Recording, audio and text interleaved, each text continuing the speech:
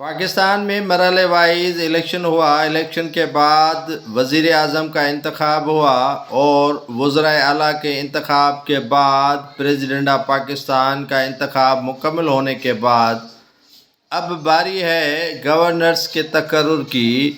پنجاب میں گورنر کے تقرر کا فیصلہ کر لیا گیا۔ گورنر وہ جس پر اتفاق ہو تمام جماعتوں کا۔ 3 نام پاکستان پیپلز پارٹی کی جانب سے دیے گئے، لیکن مسلم لیگ نون 2 نام مسترد کرتے ہوئے ایک نام پر اتفاق کر لیا۔ ایک نام اسے بھا گیا اور کہا کہ یہ نام ہمارے لیے بھی موزوں ہے، کیونکہ مسلم لیگ نون چاہتی ہے کہ گورنر پنجاب وہ ہو جو ان کے لیے بھی بہتر اور سازگار ماحول بنا دے۔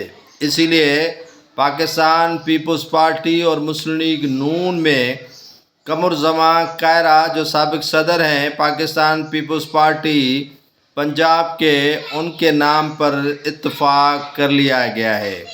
قمر زمان کائرہ جو سابق وفاقی وزیر اور پاکستان پیپلز پارٹی کے دیرینہ رہنما ہیں، ان کا تعلق لالا موسیٰ پنجاب سے ہے اور گجرات ڈویژن سے تعلق رکھنے والے قمر زمان کائرہ کے نام پر اتفاق کر لیا گیا ہے۔ پاکستان پیپلز پارٹی اور مسلم لیگ نون کی جانب سے اس سے قبل تمام عہدے تکمیل کے مراحل پر پہنچ گئے ہیں۔ اب گورنر کے تقرر کا فیصلہ پارٹیوں کے مشاورت کے بعد کرنا ہے، جس پر پنجاب کے گورنر کے طور پر قمر زمان کائرہ کا نام فائنل کر دیا گیا ہے۔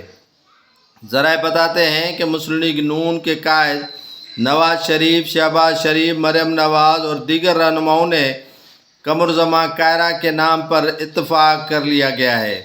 اس سے قبل پاکستان پیپلز پارٹی نے ندیم افضل چند اور دیگر جو رہنما ہیں مخدوم احمد محمود ذکا اشرف چودھری کے نام دیے تھے، لیکن پاکستان مسلم لیگ نون نے قمر زمان کائرہ کے نام پر اتفاق کر لیا ہے۔